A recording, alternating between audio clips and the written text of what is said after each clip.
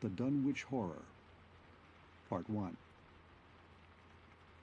Gorgons and hydras and chimeras, dire stories of Celino and the Harpies, may reproduce themselves in the brain of superstition, but they were there before. They are transcripts, types. The archetypes are in us and eternal. How else should the recital of that which we know in a waking sense to be false come to affect us at all? Is it that we naturally conceive terror from such objects, considered in their capacity of being able to inflict upon us bodily injury? Oh, least of all. These terrors are of older standing. They date beyond body, or without the body they would have been the same. That the kind of fear here treated is purely spiritual, that it is strong in proportion as it is objectless on earth, that it predominates in the period of our sinless infancy, are difficulties the solution of which might afford some probable insight into our anti-mundane condition, and a peep at least into the shadowland of pre-existence. Charles Lamb, Witches and Other Night Fears. 1. When a traveler in north-central Massachusetts takes the wrong fork at the junction of the Aylesbury Pike just beyond Dean's Corners, he comes upon a lonely and curious country. The ground gets higher, and the briar-bordered stone walls press closer and closer against the ruts of the dusty, curving road. The trees of the frequent forest belt seem too large, and the wild weeds, brambles, and grasses attain a luxuriance not often found in settled regions. At the same time, the planted fields appear singularly few and barren, while the sparsely scattered houses wear a surprising uniform aspect of age, squalor, and dilapidation.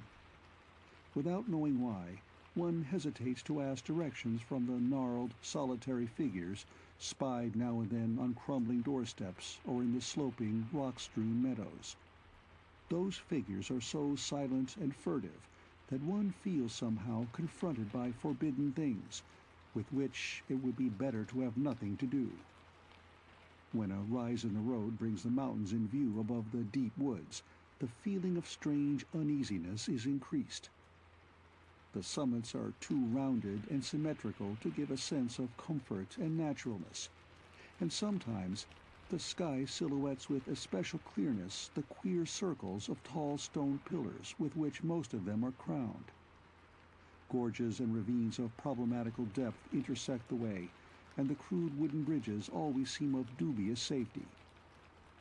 When the road dips again, there are stretches of marshland that one instinctively dislikes, and indeed almost fears at evening, when unseen whippoorwills chatter and the fireflies come out in abnormal profusion to dance to the raucous, creepily insistent rhythms of stridently piping bullfrogs. The thin, shining line of the Miskatonic's upper reaches has an oddly serpent-like suggestion as it winds close to the feet of the domed hills among which it rises. As the hills draw nearer, one heeds their wooded sides more than their stone-crowned tops. Those sides loom up so darkly and precipitously that one wishes they would keep their distance, but there is no road by which to escape them. Across a covered bridge, one sees a small village huddled between the stream and the vertical slope of Round Mountain, and wonders at the cluster of rotting gambrel roofs, bespeaking an earlier architectural period than that of the neighboring region. It is not reassuring to see, on a closer glance, that most of the houses are deserted and falling to ruin, and that the broken steepled church now harbors the one slovenly mercantile establishment of the hamlet.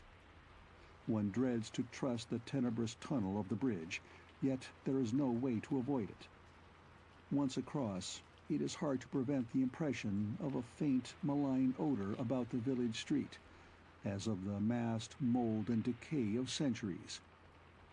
It is always a relief to get clear of the place, and to follow the narrow road around the base of the hills and across the level country beyond till it rejoins the Aylesbury Pike. Afterward, one sometimes learns that one has been through Dunwich.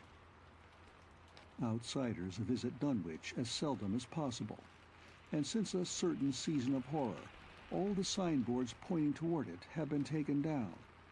The scenery, judged by any ordinary aesthetic canon, is more than commonly beautiful, yet there is no influx of artists or summer tourists. 2 centuries ago, when talk of witch blood, Satan worship, and strange forest presences was not laughed at, it was the custom to give reasons for avoiding the locality. In our sensible age, since the Dunwich Horror of 1928 was hushed up by those who had the town's and the world's welfare at heart, people shun it without knowing exactly why. Perhaps one reason, though it cannot apply to uninformed strangers, is that the natives are now repellently decadent, having gone far along that path of retrogression so common in many New England backwaters. They have come to form a race by themselves, with a well-defined mental and physical stigmata of degeneracy and inbreeding. The average of their intelligence is woefully low, whilst their annals reek of overt viciousness and of half-hidden murders, incests, and deeds of almost unnameable violence and perversity.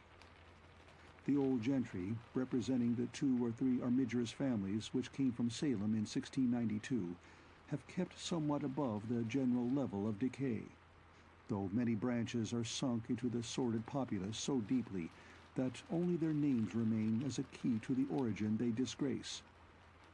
Some of the Waitleys and Bishops still send their eldest sons to Harvard and Miskatonic, though those sons seldom return to the moldering gambrel roofs under which they and their ancestors were born. No one, even those who have the facts concerning the recent horror, can say just what is the matter with Dunwich, though old legends speak of unhallowed rites and conclaves of the Indians, amidst which they called forbidden shapes of shadow out of the great rounded hills, and made wild orgiastic prayers that were answered by loud crackings and rumblings from the ground below. In 1747, the Reverend Abijah Hoadley, newly come to the Congregational Church at Dunwich Village, preached a memorable sermon on the close presence of Satan and his imps, in which he said, "It must be allowed that these blasphemies of an infernal train of demons are matters of too common knowledge to be denied. The cursed voices of Azazel and Buzrael, of Beelzebub and Belial, being heard from underground by above, a score of credible witnesses now living. I myself did not more than a fortnight ago catch a very plain discourse of evil powers in the hill behind my house, wherein there were a rattling and rolling, groaning, screeching, and hissing, such as no things of this earth could raise up, and which must needs have come from those caves that only black magic can discover, and only the devil unlock." Mr. Hoadley disappeared soon after delivering this sermon, but the text, printed in Springfield, is still extant. Noises in the hills continue to be reported from year to year, and still form a puzzle to geologists and physiographers. Other traditions tell of foul odors near the hill-crowning circles of stone pillars, and of rushing airy presences to be heard faintly at certain hours from stated points at the bottom of the great ravines, while still others try to explain the Devil's Hop Yard, a bleak, blasted hillside where no tree, shrub, or grass blade will grow. Then, too, the natives are mortally afraid of the numerous whippoorwills which grow vocal on warm nights. It is vowed that the birds are psychopomps, lying in wait for the souls of the dying, and that they time their eerie cries in unison with the sufferer's struggling breath. If they can catch the fleeing soul when it leaves the body, they instantly flutter away chittering in demoniac laughter, but if they fail, they subside gradually into a disappointed silence. These tales, of course, are obsolete and ridiculous, because they come down from very old times. Dunwich is indeed ridiculously old, older by far than any of the communities within 30 miles of it. South of the village, one may still spy the cellar walls and chimney of the ancient Bishop House, which was built before 1700, whilst the ruins of the mill at the falls, built in 1806, form the most modern piece of architecture to be seen. Industry did not flourish here, and the 19th century factory movement proved short-lived. Oldest of all are the great rings of rough-hewn stone columns on the hilltops, but these are more generally attributed to the Indians than to the settlers. Deposits of skulls and bones found within these circles and around the sizable table-like rock on Sentinel Hill sustained the popular belief that such spots were once the burial places of the Pocumtucks, even though many ethnologists, disregarding the absurd improbability of such a theory, persist in believing the remains Caucasian. 2. It was in the township of Dunwich, in a large and partly inhabited farmhouse set against a hillside 4 miles from the village and 1.5 miles from any other dwelling, that Wilbur Waitley was born at 5 a.m. on Sunday, the 2nd of February, 1913. This date was recalled because it was Candlemas, which people in Dunwich curiously observe under another name, and because the noises in the hills had sounded, and all the dogs of the countryside had barked persistently throughout the night before. Less worthy of notice was the fact that the mother was one of the decadent Waitleys, a somewhat deformed and unattractive albino woman of 35, living with an aged and half-insane father about whom the most frightful tales of wizardry had been whispered in his youth. Lavinia Waitley had no known husband, but according to the custom of the region made no attempt to disavow the child, concerning the other side of whose ancestry the country folk might, and did, speculate as widely as they chose. On the contrary, she seemed strangely proud of the dark, goatish-looking infant who formed such a contrast to her own sickly and pink-eyed albinism, and was heard to mutter many curious prophecies about its unusual powers and tremendous future. Lavinia was one who would be apt to mutter such things, for she was a lone creature, given to wandering amidst thunderstorms in the hills, and trying to read the great odorous books which her father had inherited through 2 centuries of Waitleys, and which were fast falling to pieces with age and wormholes. She had never been to school, but was filled with disjointed scraps of ancient lore that old Waitley had taught her. The remote farmhouse had always been feared because of old Waitley's reputation for black magic, and the unexplained death by violence of Mrs. Waitley when Lavinia was 12 years old had not helped to make the place popular. Isolated among strange influences, Lavinia was fond of wild and grandiose daydreams and singular occupations, nor was her leisure much taken up by household cares in a home from which all standards of order and cleanliness had long since disappeared. There was a hideous screaming which echoed above even the hill noises and the dogs barking on the night Wilbur was born, but no known doctor or midwife presided at his coming. Neighbors knew nothing of him till a week afterward, when old Waitley drove his sleigh through the snow into Dunwich village, and discoursed incoherently to the group of loungers at Osborne's general store. There seemed to be a change in the old man, an added element of furtiveness in the clouded brain which subtly transformed him from an object to a subject of fear, though he was not one to be perturbed by any common family event. Amidst it all, he showed some trace of the pride later noticed in his daughter, and what he said of the child's paternity was remembered by many of his hearers years afterward. "I don't care what folks think. If Lavinia's boy looked like his pa, he wouldn't look like nothing you expect. You needn't think the only folks is the folks hereabouts. Lavinia's read some, and has seed some things the most you only tell about. I calculate her man is as good a husband as you can find this side of Aylesbury, and if you knowed as much about the hills as I do, you wouldn't ask no better church wedding nor hern. Let me tell you something. Some day you folks will hear a child of Lavinia's a-calling his father's name on the top of Sentinel Hill." The only persons who saw Wilbur during the first month of his life were old Zechariah Waitley of the undecayed Waitleys and Earl Sawyer's common-law wife, Mamie Bishop. Mamie's visit was frankly one of curiosity, and her subsequent tales did justice to her observations. But Zechariah came to lead a pair of Alderney cows which old Waitley had bought of his son Curtis. This marked the beginning of a course of cattle buying on the part of small Wilbur's family, which ended only in 1928, when the Dunwich Horror came and went. Yet at no time did the ramshackle Waitley barn seem overcrowded with livestock. There came a period when people were curious enough to steal up and count the herd that grazed precariously on the steep hillside above the old farmhouse, and they could never find more than 10 or 12 anemic, bloodless-looking specimens. Evidently, some blight or distemper, perhaps sprung from the unwholesome pasturage or the diseased fungi and timbers of the filthy barn, caused a heavy mortality amongst the Waitley animals.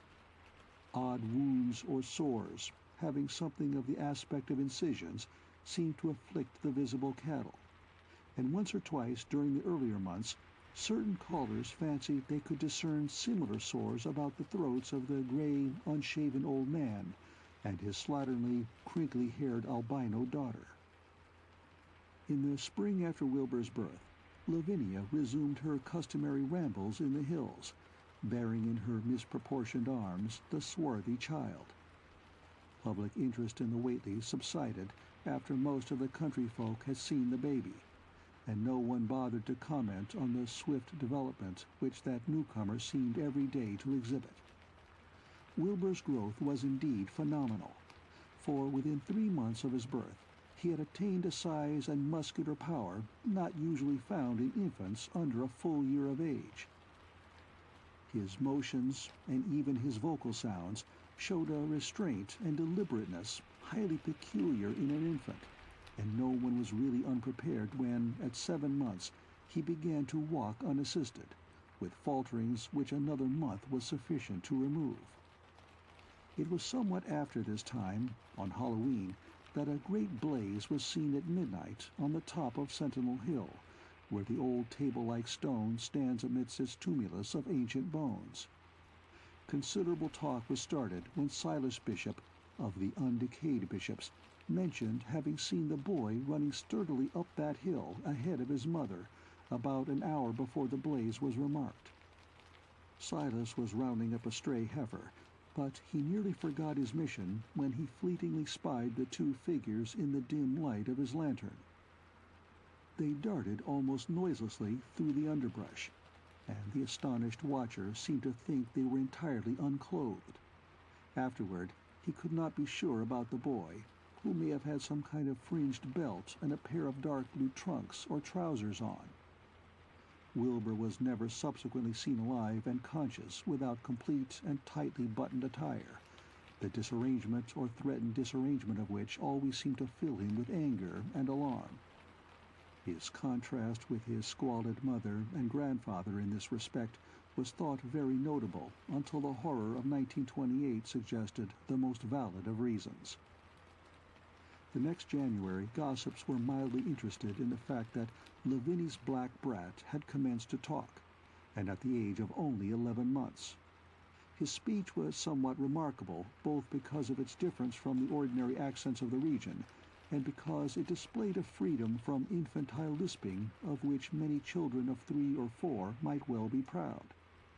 The boy was not talkative, yet when he spoke, he seemed to reflect some elusive element wholly unpossessed by Dunwich and its denizens. The strangeness did not reside in what he said, or even in the simple idioms he used, but seemed vaguely linked with his intonation or with the internal organs that produced the spoken sounds. His facial aspect, too, was remarkable for its maturity, for though he shared his mother's and grandfather's chinlessness, his firm and precociously shaped nose united with the expression on his large, dark, almost Latin eyes to give him an air of quasi-adulthood and well-nigh preternatural intelligence.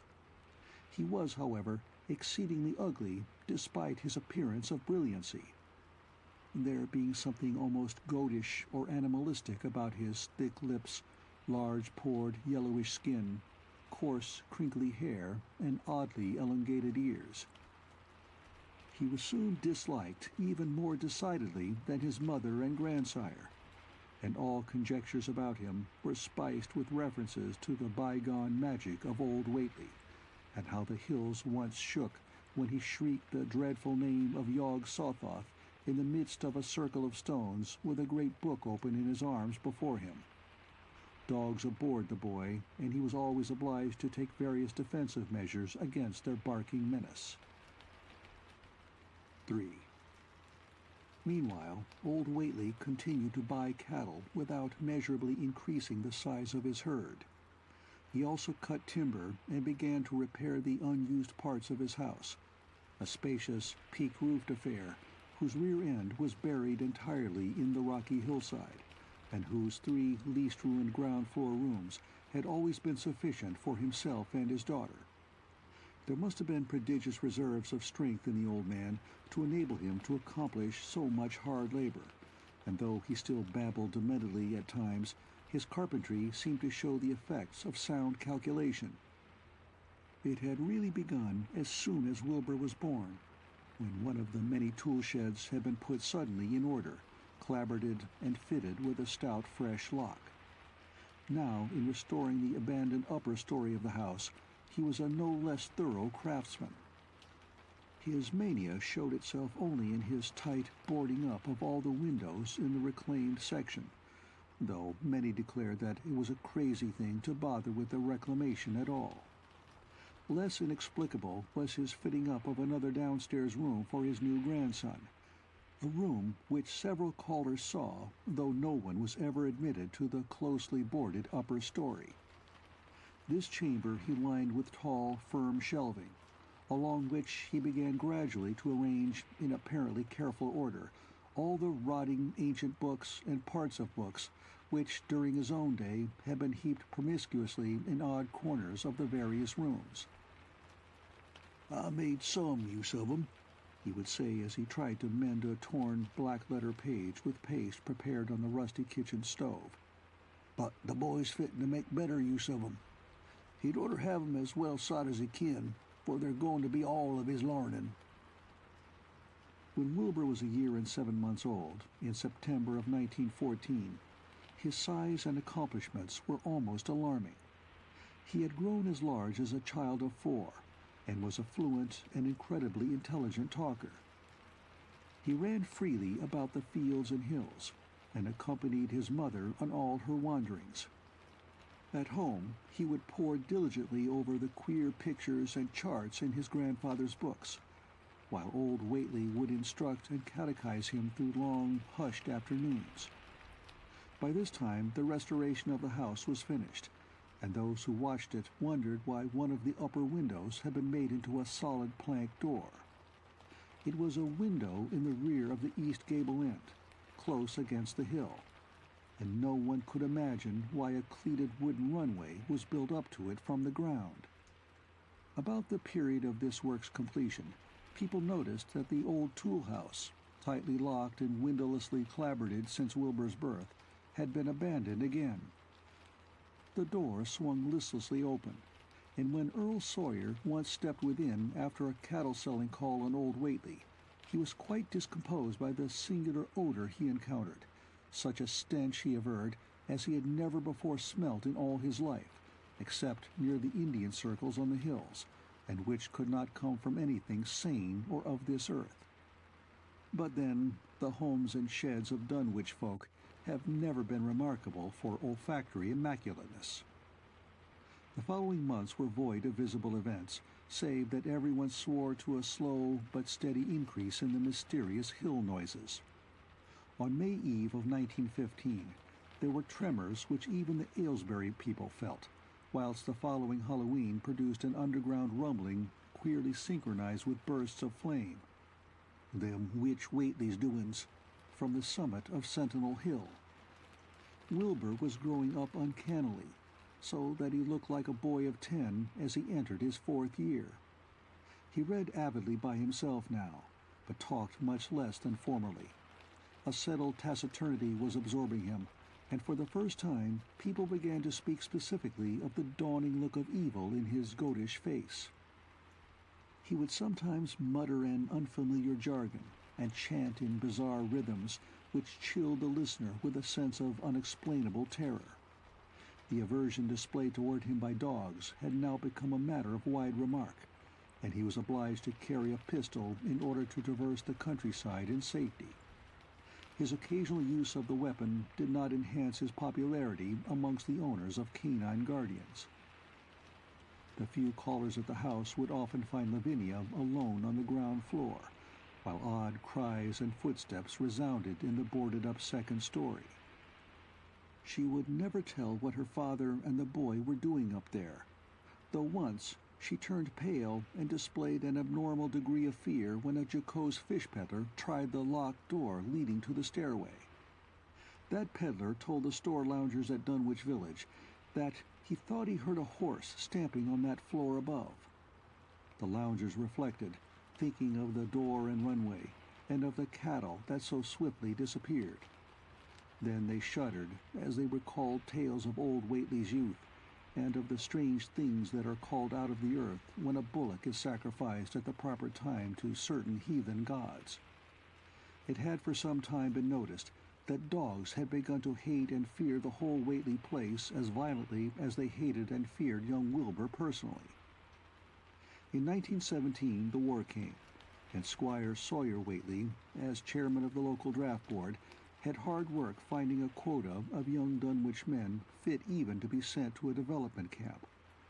The government, alarmed at such signs of wholesale regional decadence, sent several officers and medical experts to investigate, conducting a survey which New England newspaper readers may still recall.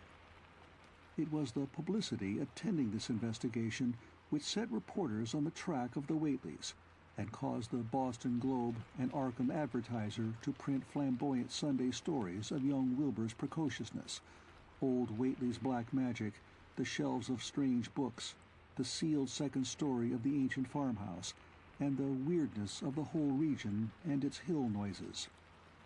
Wilbur was 4.5 then, and looked like a lad of 15. His lip and cheek were fuzzy with a coarse dark down, and his voice had begun to break. Earl Sawyer went out to the Waitley place with both sets of reporters and cameramen, and called their attention to the queer stench which now seemed to trickle down from the sealed upper spaces. It was, he said, exactly like the smell he had found in the tool shed abandoned when the house was finally repaired, and like the faint odors which he sometimes thought he caught near the stone circles on the mountains. Dunwich folk read the stories when they appeared and grinned over the obvious mistakes. They wondered, too, why the writers had made so much of the fact that old Waitley always paid for his cattle in gold pieces of extremely ancient date. The Waitleys had received their visitors with ill-concealed distaste, though they did not dare court further publicity by a violent resistance or refusal to talk. 4. For a decade, the annals of the Waitleys sink indistinguishably into the general life of a morbid community used to their queer ways and hardened to their May Eve and All-Hallow orgies. Twice a year they would light fires on the top of Sentinel Hill, at which times the mountain rumblings would recur with greater and greater violence. While at all seasons there were strange and portentous doings at the lonely farmhouse. In the course of time, callers professed to hear sounds in the sealed upper story, even when all the family were downstairs, and they wondered how swiftly or how lingeringly a cow or bullock was usually sacrificed. There was talk of a complaint to the Society for the Prevention of Cruelty to Animals, but nothing ever came of it, since Dunwich folk are never anxious to call the outside world's attention to themselves.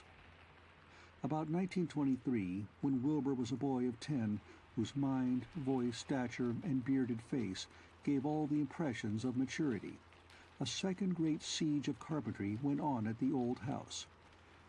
It was all inside the sealed upper part, and from bits of discarded lumber, people concluded that the youth and his grandfather had knocked out all the partitions and even removed the attic floor, leaving only one vast open void between the ground story and the peaked roof. They had torn down the great central chimney, too, and fitted the rusty range with a flimsy outside tin stovepipe. In the spring after this event, old Waitley noticed the growing number of whippoorwills that would come out of Cold Spring Glen to chirp under his window at night. He seemed to regard the circumstance as one of great significance, and told the loungers at Osborne's that he thought his time had almost come. "They whistle just in tune with my breathing now," he said, "and I guess they're getting ready to catch my soul. They know it's a-going out, and don't calculate to miss it. You'll know, boys, arter I'm gone, whether they get me or not. If they do, they'll keep us singing and laughing till break o' day. If they don't, they'll kinder quiet down like. I expect them and the souls they hunts for have some pretty tough tussles sometimes." On Lammas night, 1924, Dr. Houghton of Aylesbury was hastily summoned by Wilbur Waitley, who had lashed his one remaining horse through the darkness and telephoned from Osborne's in the village. He found old Waitley in a very grave state, with a cardiac action and stertorous breathing that told of an end not far off. The shapeless albino daughter and oddly bearded grandson stood by the bedside, whilst from the vacant abyss overhead there came a disquieting suggestion of a rhythmical surging or lapping, as of the waves on some level beach. The doctor, though, was chiefly disturbed by the chattering night birds outside, a seemingly limitless legion of whippoorwills that cried their endless message in repetitions timed diabolically to the wheezing gasps of the dying man. It was uncanny and unnatural. Too much, thought Dr. Houghton, like the whole of the region he had entered so reluctantly in response to the urgent call. Toward 1 o'clock, old Waitley gained consciousness and interrupted his wheezing to choke out a few words to his grandson. "More space, Willie, more space soon. You grows, and that grows faster. It'll be ready to sarve you soon, boy. Open up the gates to Yog Sothoth with the long chant that you'll find on page 751 of the complete edition, and then put a match to the prison. Fire from earth can't burn it nohow." He was obviously quite mad. After a pause, during which the flock of whippoorwills outside adjusted their cries to the altered tempo, while some indications of the strange hill noises came from afar off, he added another sentence or two. "Feed it regular, Willie, and mind the quantity. But don't let it grow too fast for the place, for if it busts quarters or gets out afore you opens to Yog Sothoth, it's all over and no use. Only them from beyond can make it multiply and work. Only them, the old uns, as wants to come back." But speech gave place to gasps again, and Lavinia screamed at the way the whippoorwills followed the change. It was the same for more than an hour, when the final throaty rattle came. Dr. Houghton drew shrunken lids over the glazing gray eyes as the tumult of birds faded imperceptibly to silence. Lavinia sobbed, but Wilbur only chuckled whilst the hill noises rumbled faintly. "They didn't get him," he muttered in his heavy bass voice.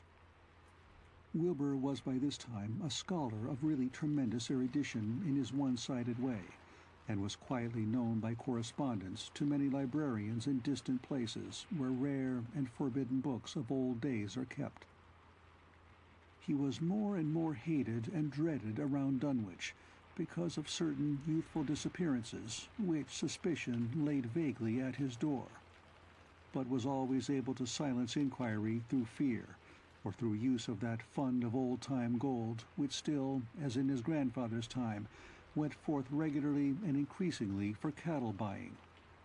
He was now tremendously mature of aspect, and his height, having reached the normal adult limit, seemed inclined to wax beyond that figure. In 1925, when a scholarly correspondent from Miskatonic University called upon him one day and departed pale and puzzled, he was fully 6 3/4 feet tall. Through all the years, Wilbur had treated his half-deformed albino mother with a growing contempt, finally forbidding her to go to the hills with him on May Eve and Hallowmass. And in 1926, the poor creature complained to Mamie Bishop of being afraid of him. "There's more about him as I knows than I can tell you, Mamie," she said. "And nowadays there's more nor what I know myself. I vow afore God I don't know what he wants nor what he's a-trying to do." That Halloween, the hill noises sounded louder than ever, and fire burned on Sentinel Hill as usual, but people paid more attention to the rhythmical screaming of vast flocks of unnaturally belated whippoorwills, which seemed to be assembled near the unlighted Waitley farmhouse. After midnight, their shrill notes burst into a kind of pandemoniac cachinnation which filled all the countryside, and not until dawn did they finally quiet down. Then they vanished, hurrying southward where they were fully a month overdue. What this meant, no one could quite be certain till later. None of the country folk seemed to have died, but poor Lavinia Waitley, the twisted albino, was never seen again. In the summer of 1927, Wilbur repaired 2 sheds in the farmyard and began moving his books and effects out to them.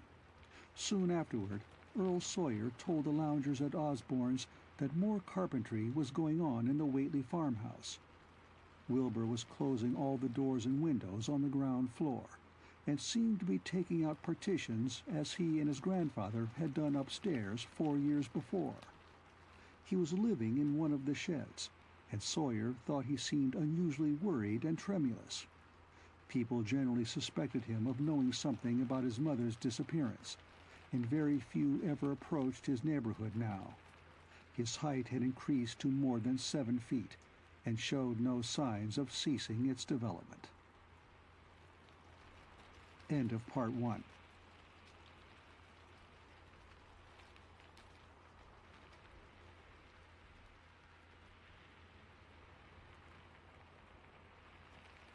The following winter brought an event no less strange than Wilbur's first trip outside the Dunwich region.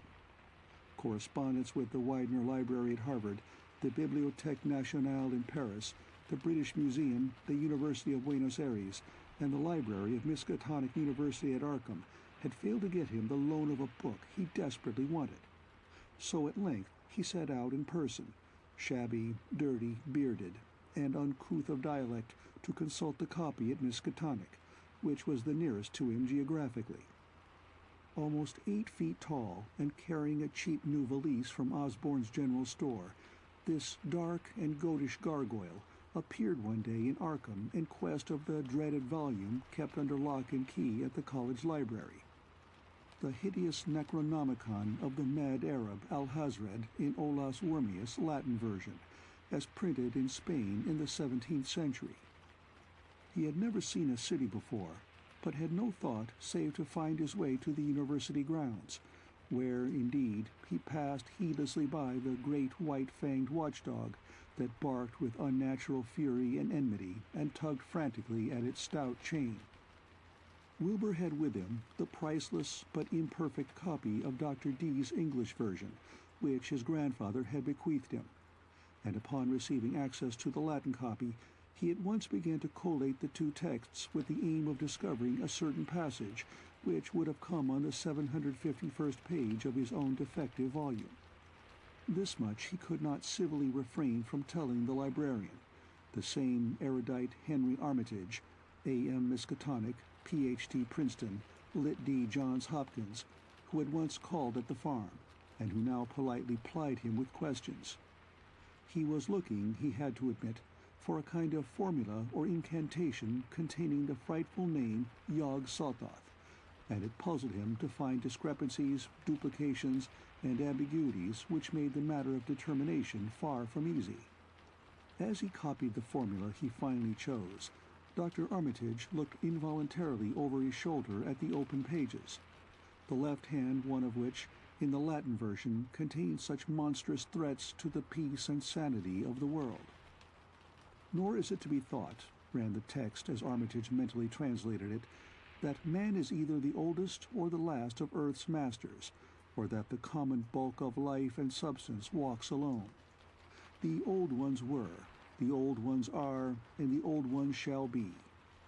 Not in the spaces we know, but between them. They walk serene and primal, undimensioned and to us unseen. Yog-Sothoth knows the gate. Yog-Sothoth is the gate. Yog-Sothoth is the key and guardian of the gate. Past, present, future, all are one in Yog-Sothoth.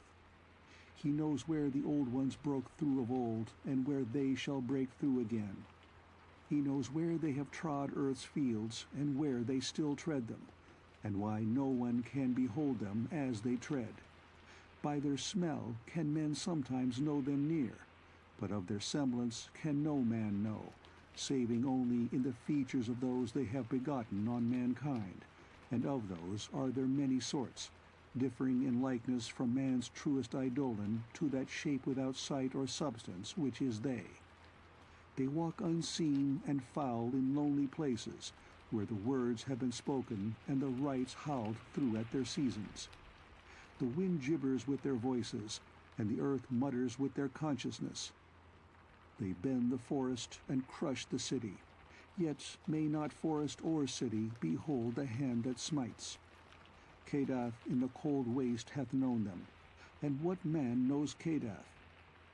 The ice desert of the south and the sunken isles of ocean hold stones whereon their seal is engraven, but who hath seen the deep frozen city, or the sealed tower long garlanded with seaweed and barnacles? Great Cthulhu is their cousin, yet can he spy them only dimly. Ea Shub Niggurath, as a foulness shall ye know them. Their hand is at your throats, yet ye see them not, and their habitation is even one with your guarded threshold. Yog-Sothoth is the key to the gate, whereby the spheres meet. Man rules now where they ruled once. They shall soon rule where man rules now. After summer is winter, and after winter summer. They wait patient and potent, for here shall they reign again. Dr. Armitage, associating what he was reading with what he had heard of Dunwich and its brooding presences, and of Wilbur Waitley and his dim, hideous aura that stretched from a dubious birth to a cloud of probable matricide, felt a wave of fright as tangible as a draught of the tomb's cold clamminess. The bent, goatish giant before him seemed like the spawn of another planet or dimension, like something only partly of mankind, and linked to black gulfs of essence and entity that stretched like titan phantasms beyond all spheres of force and matter, space and time. Presently, Wilbur raised his head and began speaking in that strange, resonant fashion which hinted at sound-producing organs unlike the run of mankind's. "Mr. Armitage," he said, "I calculate I've got to take that book home. They's things in it I've got to try under certain conditions that I can't get here, and it'd be a mortal sin to let a red tape rule hold me up. Let me take it along, sir, and I'll swar that won't nobody know the difference. I don't need to tell you I'll take good care of it. It wa'n't me that put this D copy in the shape it is." He stopped as he saw firm denial on the librarian's face, and his own goatish features grew crafty. Armitage, half ready to tell him he might make a copy of what parts he needed, thought suddenly of the possible consequences and checked himself. There was too much responsibility in giving such a being the key to such blasphemous outer spheres. Waitley saw how things stood and tried to answer lightly. "Well, all right, if you feel that way about it. Maybe Harvard won't be so fussy as you be." And without saying more, he rose and strode out of the building, stooping at each doorway.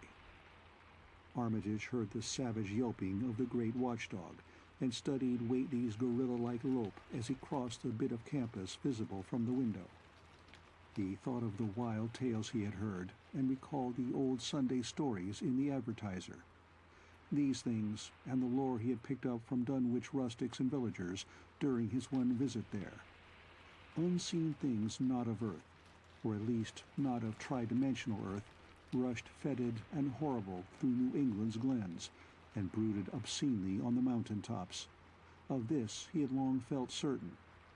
Now he seemed to sense the close presence of some terrible part of the intruding horror, and to glimpse a hellish advance in the black dominion of the ancient and once passive nightmare.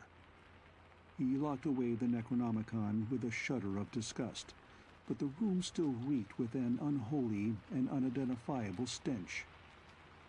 "As a foulness shall ye know them," he quoted. Yes, the odor was the same as that which had sickened him at the Waitley farmhouse less than 3 years before. He thought of Wilbur, goatish and ominous, once again, and laughed mockingly at the village rumors of his parentage. "Inbreeding," Armitage muttered half aloud to himself. "Great God, what simpletons! Show them Arthur Macken's great god Pan, and they'll think it a common Dunwich scandal. But what thing, what cursed shapeless influence on or off this three-dimensional earth was Wilbur Waitley's father? Born on Candlemas, 9 months after May Eve of 1912, when the talk about the queer earth noises reached clear to Arkham. What walked on the mountains that May night? What Rudmus horror fastened itself on the world in half-human flesh and blood?" During the ensuing weeks, Dr. Armitage set about to collect all possible data on Wilbur Waitley and the formless presences around Dunwich. He got in communication with Dr. Houghton of Aylesbury, who had attended old Waitley in his last illness, and found much to ponder over in the grandfather's last words as quoted by the physician. A visit to Dunwich village failed to bring out much that was new, but a close survey of the Necronomicon in those parts which Wilbur had sought so avidly seemed to supply new and terrible clues to the nature, methods, and desires of the strange evil so vaguely threatening this planet. Talks with several students of archaic lore in Boston, and letters to many others elsewhere, gave him a growing amazement which passed slowly through varied degrees of alarm to a state of really acute spiritual fear.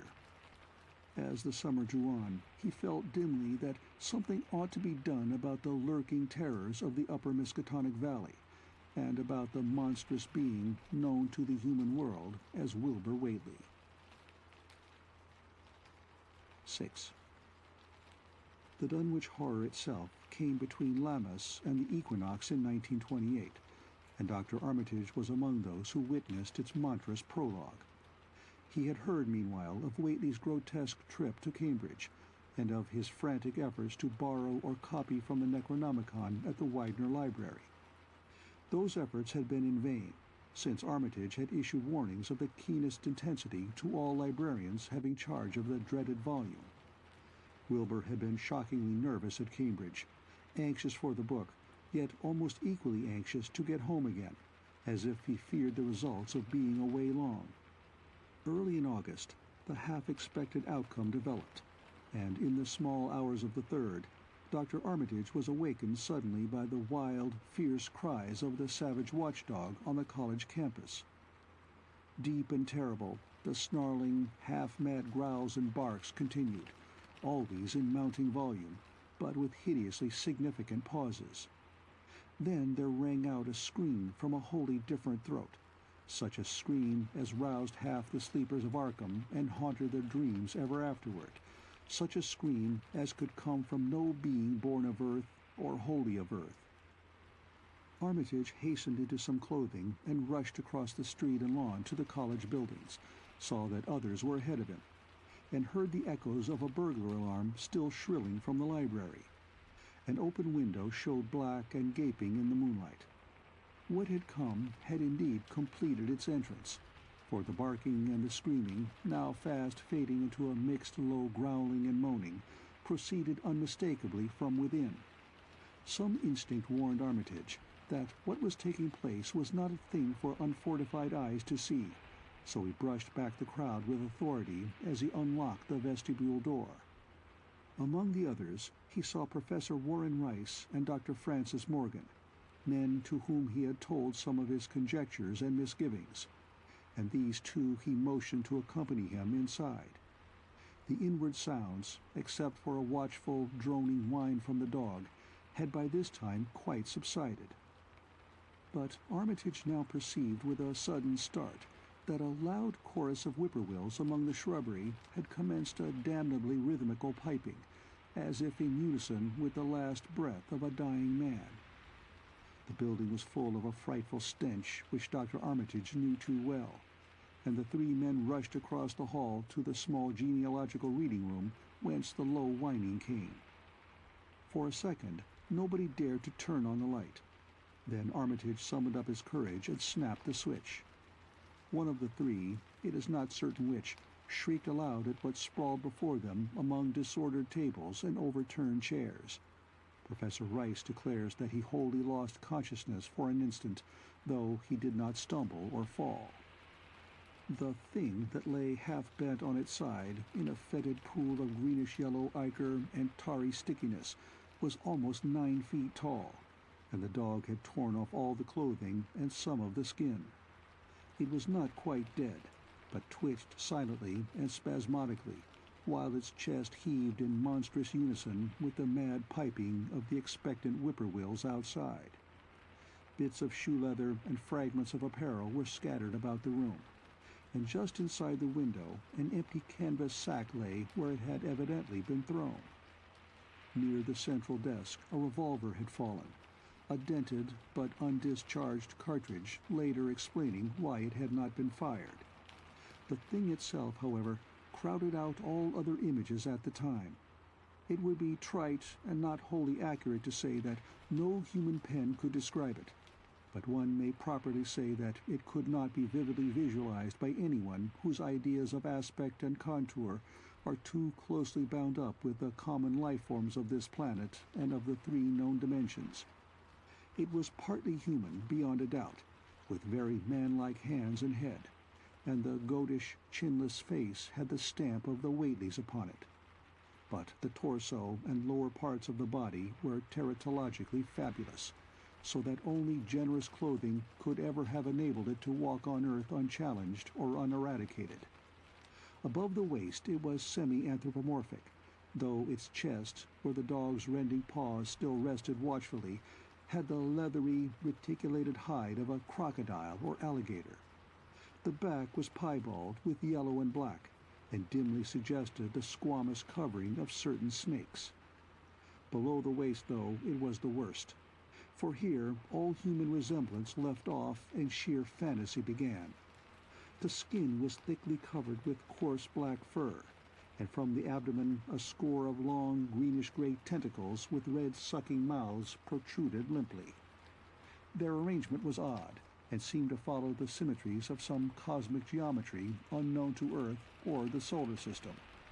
On each of the hips, deep set in a kind of pinkish, ciliated orbit, was what seemed to be a rudimentary eye, whilst in lieu of a tail there depended a kind of trunk or feeler, with purple annular markings, and with many evidences of being an undeveloped mouth or throat. The limbs, save for their black fur, roughly resembled the hind legs of prehistoric Earth's giant saurians, and terminated in ridgy veined pads that were neither hooves nor claws.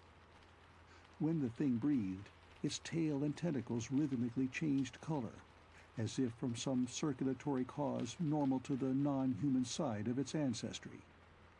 In the tentacles, this was observable as a deepening of the greenish tinge, whilst in the tail it was manifest as a yellowish appearance, which alternated with a sickly grayish-white in the spaces between the purple rings. Of genuine blood there was none, only the fetid greenish-yellow ichor which trickled along the painted floor beyond the radius of the stickiness, and left a curious discoloration behind it. As the presence of the 3 men seemed to rouse the dying thing, it began to mumble without turning or raising its head. Dr. Armitage made no written record of its mouthings, but asserts confidently that nothing in English was uttered. At first, the syllables defied all correlation with any speech of Earth, but toward the last there came some disjointed fragments, evidently taken from the Necronomicon, that monstrous blasphemy in quest of which the thing had perished. Those fragments, as Armitage recalls them, ran something like, "Ngai, Gaga, bug, shagag, Yeehaw, Yog Sothoth, Yog Sothoth. They trailed off into nothingness as the whippoorwill shrieked in rhythmical crescendos of unholy anticipation. Then came a halt in the gasping, and the dog raised his head in a long, lugubrious howl. A change came over the yellow, goatish face of the prostrate thing, and the great black eyes fell in appallingly. Outside the window, the shrilling of the whippoorwills had suddenly ceased, and above the murmurs of the gathering crowd there came the sound of a panic-struck whirring and fluttering.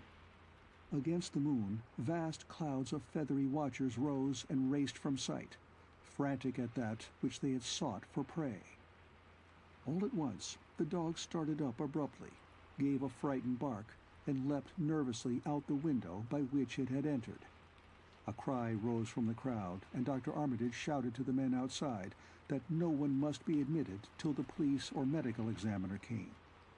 He was thankful that the windows were just too high to permit of peering in, and drew the dark curtains carefully down over each one. By this time, 2 policemen had arrived, and Dr. Morgan, meeting them in the vestibule, was urging them for their own sakes to postpone entrance to the stench-filled reading room till the examiner came and the prostrate thing could be covered up. Meanwhile, frightful changes were taking place on the floor. One need not describe the kind and rate of shrinkage and disintegration that occurred before the eyes of Dr. Armitage and Professor Rice. But it is permissible to say that, aside from the external appearance of face and hands, the really human elements in Wilbur Waitley must have been very small. When the medical examiner came, there was only a sticky whitish mass on the painted boards, and the monstrous odor had nearly disappeared. Apparently, Waitley had had no skull or bony skeleton, at least in any true or stable sense. He had taken somewhat after his unknown father. 7. Yet all this was only the prologue of the actual Dunwich Horror. Formalities were gone through by bewildered officials. Abnormal details were duly kept from press and public, and men were sent to Dunwich and Aylesbury to look up property and notify any who might be heirs of the late Wilbur Waitley. They found the countryside in great agitation, both because of the growing rumblings beneath the domed hills, and because of the unwanted stench and the surging, lapping sounds which came increasingly from the great empty shell formed by Waitley's boarded-up farmhouse. Earl Sawyer, who tended the horse and cattle during Wilbur's absence, had developed a woefully acute case of nerves. The officials devised excuses not to enter the noisome boarded place, and were glad to confine their survey of the deceased's living quarters, the newly mended sheds, to a single visit. They filed a ponderous report at the courthouse in Aylesbury, and litigations concerning heirship are said to be still in progress amongst the innumerable Waitleys, decayed and undecayed, of the upper Miskatonic Valley. An almost interminable manuscript in strange characters, written in a huge ledger and adjudged a sort of diary because of the spacing and the variations in ink and penmanship, presented a baffling puzzle to those who found it on the old bureau which served as its owner's desk. After a week of debate, it was sent to Miskatonic University, together with the deceased's collection of strange books, for study and possible translation. But even the best linguists soon saw that it was not likely to be unriddled with ease. No trace of the ancient gold with which Wilbur and old Waitley always paid their debts has yet been discovered. It was in the dark of September 9th that the horror broke loose. The hill noises had been very pronounced during the evening, and dogs barked frantically all night. Early risers on the 10th noticed a peculiar stench in the air. About 7 o'clock, Luther Brown, the hired boy at George Corey's, between Cold Spring Glen and the village, rushed frenziedly back from his morning trip to 10-acre meadow with the cows. He was almost convulsed with fright as he stumbled into the kitchen, and in the yard outside the no less frightened herd were pawing and lowing pitifully, having followed the boy back in the panic they shared with him. Between gasps, Luther tried to stammer out his tale to Mrs. Corey. "Up thar in the rud beyond the glen, Miss Corey, There's something been there. It smells like thunder, and all the bushes and little trees is pushed back from the rud, like that a house been moved along of it. And that ain't the worst, nuther. They's prints in the road, Miss Corey, great round prints as big as barrelheads, all sunk down deep like a elephant had been along, only they's a sight more nor 4 feet could make. I looked at 1 or 2 before I run, and I see every one was covered with lines spreading out from one place, like as if big palm leaf fans, twice or 3 times as big as any they is, had of being pounded down into the road. And the smell was awful, like what it is around Wizard Waitley's old house. Here he faltered, and seemed to shiver afresh with the fright that had sent him flying home. Mrs. Corey, unable to extract more information, began telephoning the neighbors, thus starting on its rounds the overture of panic that heralded the major terrors. When she got Sally Sawyer, housekeeper at Seth Bishop's, the nearest place to Waitley's, it became her turn to listen instead of transmit. For Sally's boy Chauncey, who slept poorly, had been up on the hill toward Waitley's, and had dashed back in terror after one look at the place, and at the pasturage where Mr. Bishop's cows had been left out all night.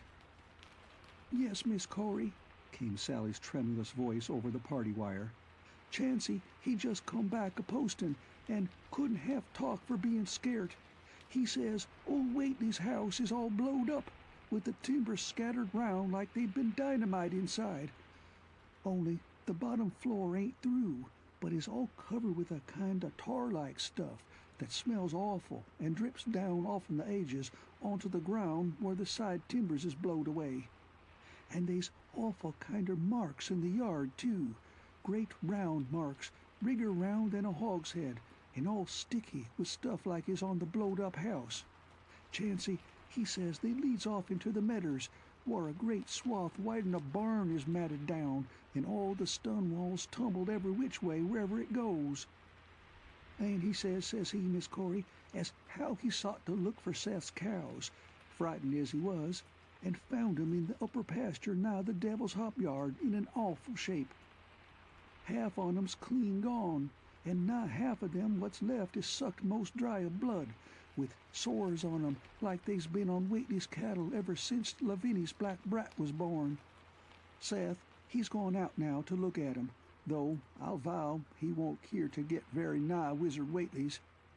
Chancey didn't look careful to see where the big matted down swath led arter it left the pasturage, but he says he thinks it pinted towards the Glen Rud to the village. I tell you, Miss Corey, they's something abroad as hadn't orter be abroad, and I for one think that black Wilbur Waitley, as come to the bad end he desarved, is at the bottom of the breeding of it. He wa'n't all human hisself, I always says to everybody, and I think he and old Waitley must have raised something in that there nailed-up house as ain't even so human as he was. They's always been unseen things around Dunwich, living things, as ain't human and ain't good for human folks.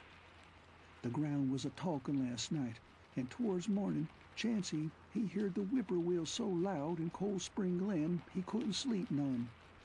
Then he thought he heard another faint-like sound over toward Wizard Waitley's, a kind of ripping or tearing of wood, like some big box or crate was being opened fur off. What with this and that, he didn't get to sleep at all till sunup, and no sooner was he up this morning, but he's got to go over to Waitley's and see what's the matter. He's seen enough, I tell you, Miss Corey. This don't mean no good, and I think as all the men folks ought to get up a party and do something. I know something's awful's about, and feel my time is nigh, though only God knows just what it is. Did your Luther take account of where them big tracks led to? No? Well, Miss Corey, if they was on the Glen Rud this side of the glen, and ain't got to your house yet, I calculate they must go into the glen itself. They would do that. I allus says Cold Spring Glen ain't no healthy nor decent place. The whippoorwills and fireflies there never did act like they was creatures of God, and they's them as says you can hear strange things a-rushin' and a-talkin' in the air down there if you stand in the right place, atween the rock falls and Bear's Den. By that noon, Fully three-quarters of the men and boys of Dunwich were trooping over the roads and meadows between the new-made Waitley ruins and Cold Spring Glen, examining in horror the vast, monstrous prints, the maimed bishop cattle, the strange, noisome wreck of the farmhouse, and the bruised, matted vegetation of the fields and roadsides. Whatever had burst loose upon the world had assuredly gone down into the great sinister ravine, for all the trees on the banks were bent and broken, and a great avenue had been gouged in the precipice-hanging underbrush. It was as though a house, launched by an avalanche, had slid down through the tangled growths of the almost vertical slope. From below, no sound came, but only a distant, undefinable fetor, and it is not to be wondered at that the men preferred to stay on the edge and argue, rather than descend and beard the unknown cyclopean horror in its lair. 3 dogs that were with the party had barked furiously at first, but seemed cowed and reluctant when near the glen. Someone telephoned the news to the Aylesbury Transcript, but the editor, accustomed to wild tales from Dunwich, did no more than concoct a humorous paragraph about it, an item soon afterward reproduced by the Associated Press. That night everyone went home, and every house and barn was barricaded as stoutly as possible. Needless to say, no cattle were allowed to remain in open pasturage. About 2 in the morning, a frightful stench and the savage barking of the dogs awakened the household at Elmer Fry's, on the eastern edge of Cold Spring Glen, and all agreed that they could hear a sort of muffled swishing or lapping sound from somewhere outside. Mrs. Fry proposed telephoning the neighbors, and Elmer was about to agree when the noise of splintering wood burst in upon their deliberations. It came apparently from the barn, and was quickly followed by a hideous screaming and stamping amongst the cattle. The dog slavered and crouched close to the feet of the fear-numbed family. Fry lit a lantern through force of habit, but knew it would be death to go out into that black farmyard. The children and the women-folk whimpered, kept from screaming by some obscure, vestigial instinct of defense, which told them their lives depended on silence. At last the noise of the cattle subsided to a pitiful moaning, and a great snapping, crashing, and crackling ensued. The Frys, huddled together in the sitting room, did not dare to move until the last echoes died away far down in Cold Spring Glen. Then, amidst the dismal moans from the stable and the demoniac piping of late whippoorwills in the glen, Selina Fry tottered to the telephone and spread what news she could of the second phase of the horror. The next day, all the countryside was in a panic, and cowed, uncommunicative groups came and went where the fiendish thing had occurred. 2 titan swaths of destruction stretched from the glen to the Fry farmyard. Monstrous prints covered the bare patches of ground, and one side of the old red barn had completely caved in.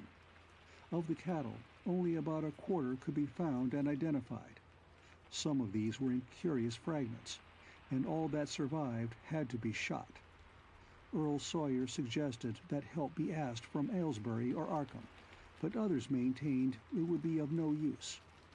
Old Zebulon Waitley, of a branch that hovered about halfway between soundness and decadence, made darkly wild suggestions about rites that ought to be practiced on the hilltops. He came of a line where tradition ran strong, and his memories of chantings in the great stone circles were not altogether connected with Wilbur and his grandfather. Darkness fell upon a stricken countryside too passive to organize for real defense. In a few cases, closely related families would band together and watch in the gloom under one roof, but in general, there was only a repetition of the barricading of the night before, and a futile, ineffective gesture of loading muskets and setting pitchforks handily about. Nothing, however, occurred except some hill noises, and when the day came, there were many who hoped that the new horror had gone as swiftly as it had come. There were even bold souls who proposed an offensive expedition down in the glen, though they did not venture to set an actual example to the still reluctant majority. When night came again, the barricading was repeated, though there was less huddling together of families. In the morning, both the Fry and the Seth Bishop households reported excitement among the dogs, and vague sounds and stenches from afar, while early explorers noted with horror a fresh set of the monstrous tracks in the road skirting Sentinel Hill. As before, the sides of the road showed a bruising indicative of the blasphemously stupendous bulk of the horror, whilst the conformation of the tracks seemed to argue a passage in two directions, as if the moving mountain had come from Cold Spring Glen and returned to it along the same path. At the base of the hill, a 30-foot swath of crushed shrubbery and saplings led steeply upward, and the seekers gasped when they saw that even the most perpendicular places did not deflect the inexorable trail. Whatever the horror was, it could scale a sheer stony cliff of almost complete verticality, and as the investigators climbed around to the hill summit by safer routes, they saw that the trail ended, or rather reversed, there. It was here that the Waitleys used to build their hellish fires and chant their hellish rituals by the table-like stone on May Eve and Hallowmass. Now that very stone formed the center of a vast space thrashed around by the mountainous horror, whilst upon its slightly concave surface was a thick, fetid deposit of the same tarry stickiness observed on the floor of the ruined Waitley farmhouse when the horror escaped. Men looked at one another and muttered. Then they looked down the hill. Apparently, the horror had descended by a route much the same as that of its ascent. To speculate was futile. Reason, logic, and normal ideas of motivation stood confounded. Only old Zebulon, who was not with the group, could have done justice to the situation or suggested a plausible explanation. Thursday night began much like the others, but it ended less happily. The whippoorwills in the glen had screamed with such unusual persistence that many could not sleep, and about 3 a.m. all the party telephones rang tremulously. Those who took down the receivers heard a fright-mad voice shriek out, "Help! Oh my God!" and some thought a crashing sound followed the breaking off of the exclamation. There was nothing more. No one dared do anything, and no one knew till morning whence the call came. Then those who had heard it called everyone on the line and found that only the Frys did not reply. The truth appeared an hour later, when a hastily assembled group of armed men trudged out to the Fry place at the head of the glen. It was horrible, yet hardly a surprise. There were more swaths and monstrous prints, but there was no longer any house. It had caved in like an eggshell, and amongst the ruins nothing living or dead could be discovered, only a stench and a tarry stickiness. The Elmer Frys had been erased from Dunwich. End of Part 2.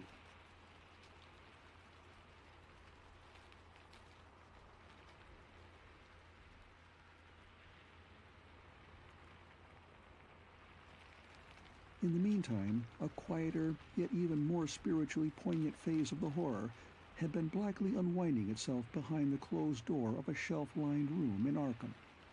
The curious manuscript record or diary of Wilbur Waitley, delivered to Miskatonic University for translation, had caused much worry and bafflement among the experts in languages both ancient and modern. Its very alphabet, notwithstanding a general resemblance to the heavily shaded Arabic used in Mesopotamia, being absolutely unknown to any available authority.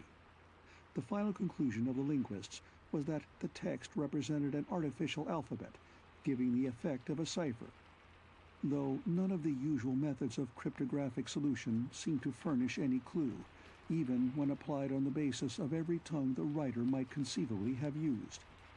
The ancient books taken from Waitley's quarters, while absorbingly interesting and in several cases promising to open up new and terrible lines of research among philosophers and men of science, were of no assistance whatever in this matter. One of them, a heavy tome with an iron clasp, was in another unknown alphabet, this one of a very different cast, and resembling Sanskrit more than anything else. The old ledger was at length given wholly into the charge of Dr. Armitage, both because of his peculiar interest in the Waitley matter, and because of his wide linguistic learning and skill in the mystical formulae of antiquity and Middle Ages. Armitage had an idea that the alphabet might be something esoterically used by certain forbidden cults which have come down from old times, and which have inherited many forms and traditions from the wizards of the Saracenic world. That question, however, he did not deem vital, since it would be unnecessary to know the origin of the symbols if, as he suspected, they were used as a cipher in a modern language.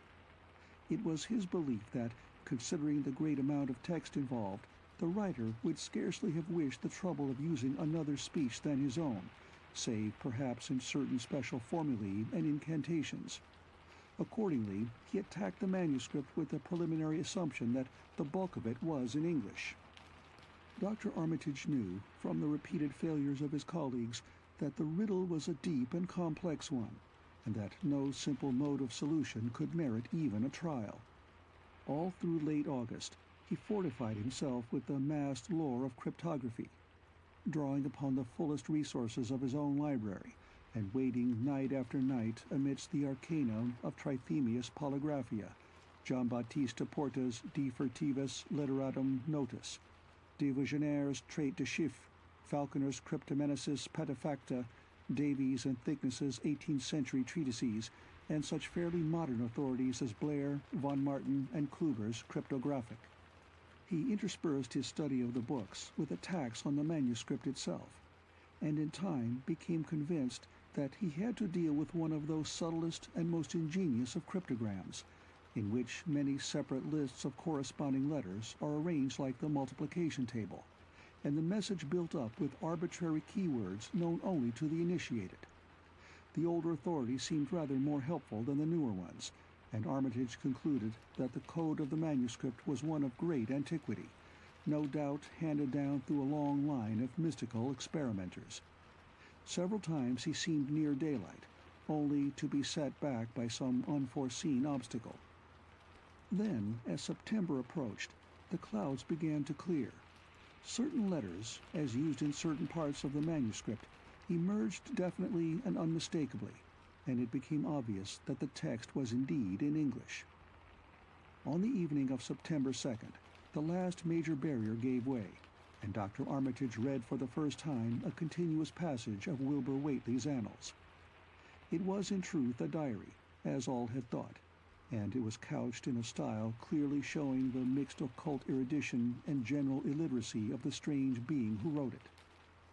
Almost the first long passage that Armitage deciphered, an entry dated November 26, 1916, proved highly startling and disquieting. It was written, he remembered, by a child of 3.5 who looked like a lad of 12 or 13. "Today learn the Aklo for the Sabbath," it ran, "which did not like, it being answerable from the hill and not from the air. That upstairs more ahead of me than I thought it would be, and is not like to have much earth brain. Shot Elam Hutchinson's collie Jack when he went to bite me, and Elam says he would kill me if he dashed. I guess he won't. Grandfather kept me saying the Doe formula last night, and I think I saw the inner city at the 2 magnetic poles. I shall go to those poles when the earth is cleared off, if I can't break through with the Do-Na formula when I commit it.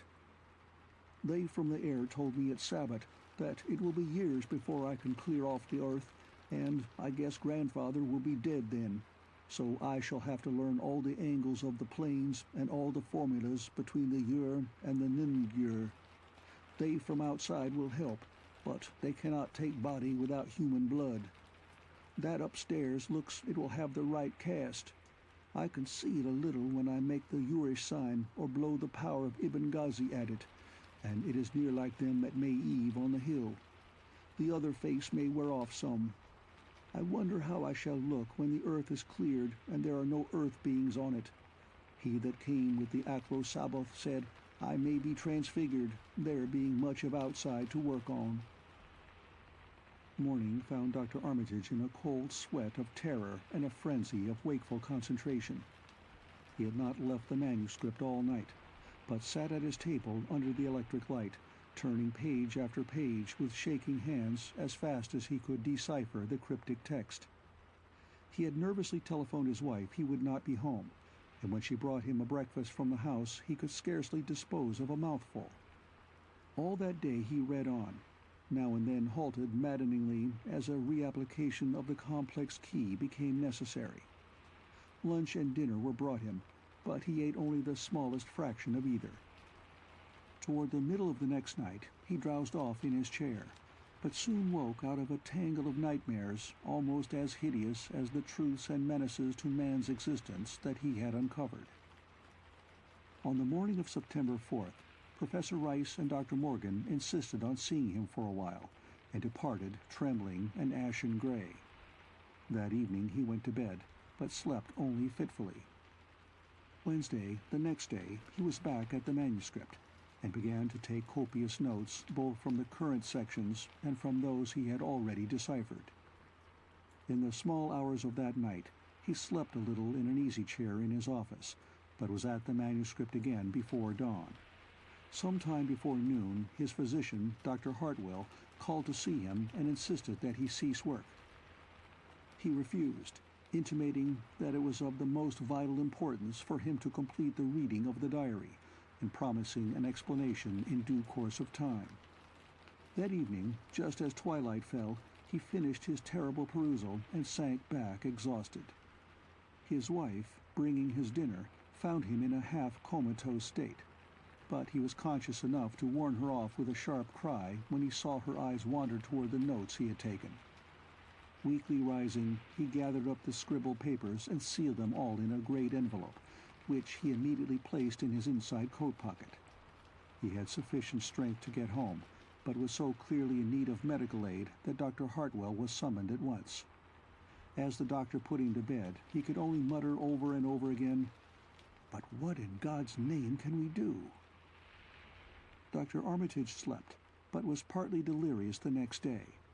He made no explanations to Hartwell, but in his calmer moments spoke of the imperative need of a long conference with Rice and Morgan. His wilder wanderings were very startling indeed, including frantic appeals that something in a boarded-up farmhouse be destroyed, and fantastic references to some plan for the extirpation of the entire human race and all animal and vegetable life from the earth by some terrible elder race of beings from another dimension.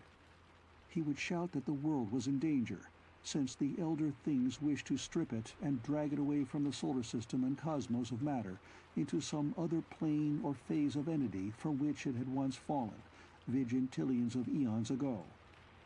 At other times he would call for the dreaded Necronomicon and the Demonolatreia of Remigius, in which he seemed hopeful of finding some formula to check the peril he conjured up. "Stop them! Stop them!" he would shout. "Those Waitleys meant to let them in, and the worst of all is left. Tell Rice and Morgan we must do something. It's a blind business, but I know how to make the powder. It hasn't been fed since the 2nd of August, when Wilbur came here to his death, and at that rate—" But Armitage had a sound physique despite his 73 years, had slept off his disorder that night without developing any real fever. He woke late Friday, clear of head, though sober, with a gnawing fear and tremendous sense of responsibility. Saturday afternoon, he felt able to go over to the library and summon Rice and Morgan for a conference, and the rest of that day and evening the three men tortured their brains in the wildest speculation and the most desperate debate. Strange and terrible books were drawn voluminously from the stacked shelves and from secure places of storage, and diagrams and formulae were copied with feverish haste and in bewildering abundance. Of skepticism there was none. All three had seen the body of Wilbur Waitley as it lay on the floor in a room of that very building, and after that not one of them could feel even slightly inclined to treat the diary as a madman's raving. Opinions were divided as to notifying the Massachusetts State Police, and the negative finally won. There were things involved which simply could not be believed by those who had not seen a sample, as indeed was made clear during certain subsequent investigations. Late at night, the conference disbanded without having developed a definite plan. But all day Sunday, Armitage was busy comparing formulae and mixing chemicals obtained from the college laboratory. The more he reflected on the hellish diary, the more he was inclined to doubt the efficacy of any material agent in stamping out the entity which Wilbur Waitley had left behind him, the earth-threatening entity which, unknown to him, was to burst forth in a few hours and become the memorable Dunwich Horror.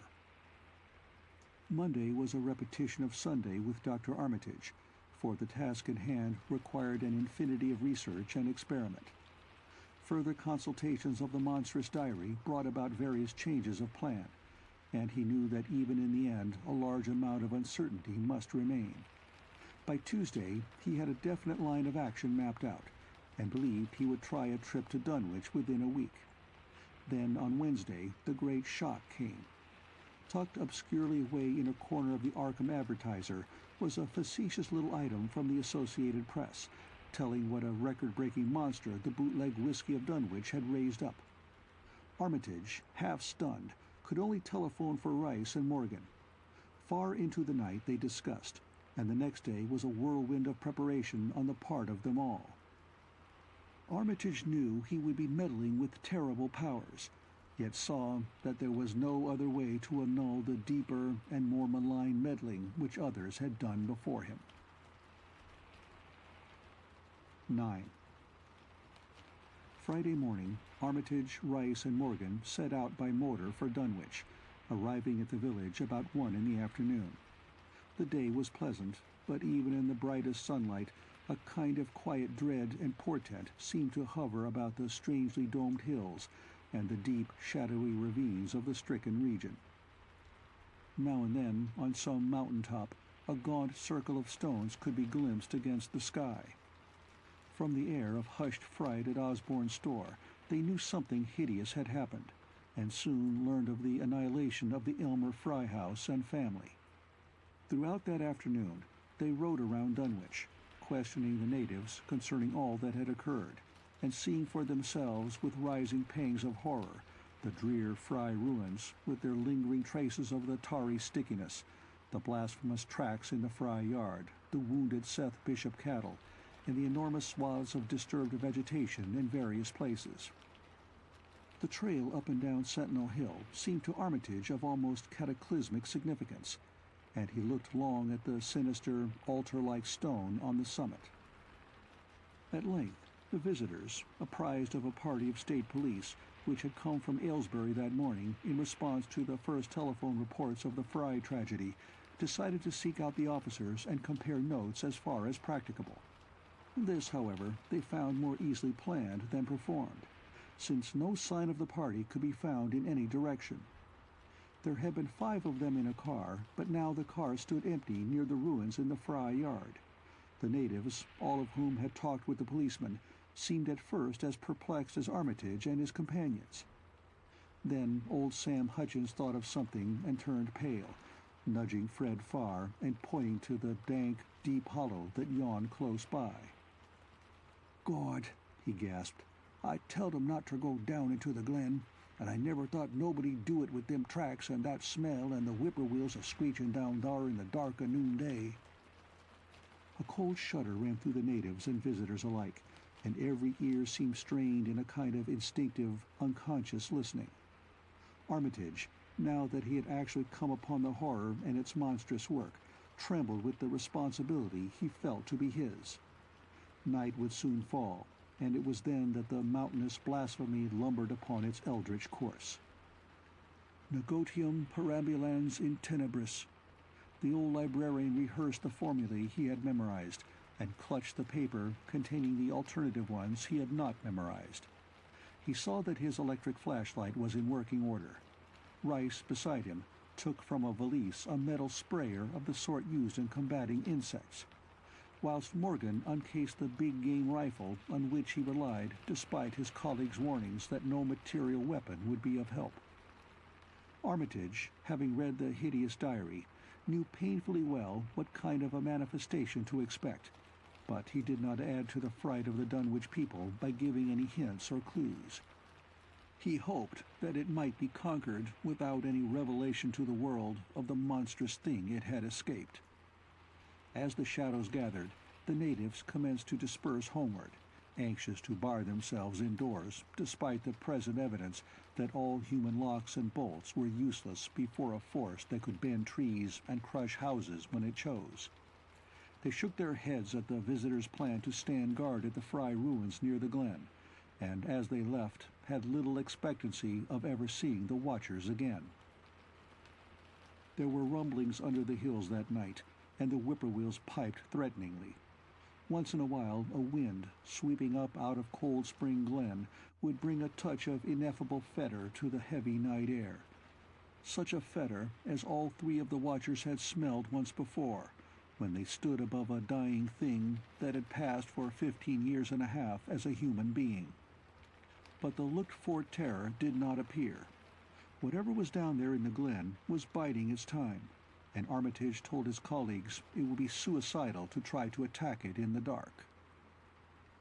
Morning came wanly, and the night sound ceased.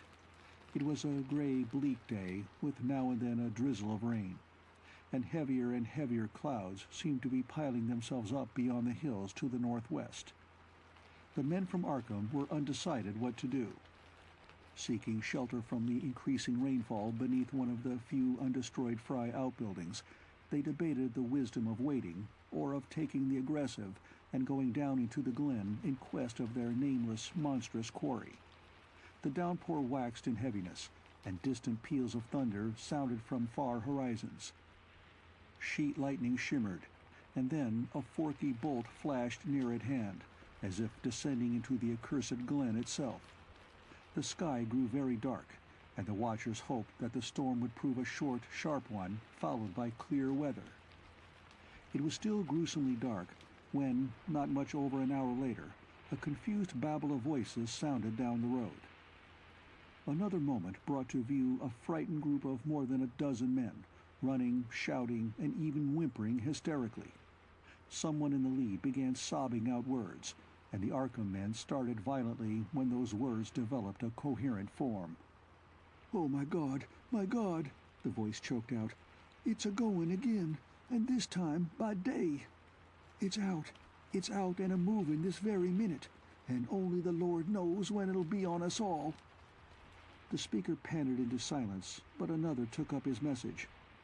"Nigh on an hour ago, Zeb Waitley here heard the phone a-ringing, and it was Miss Corey, George's wife that lives down by the junction.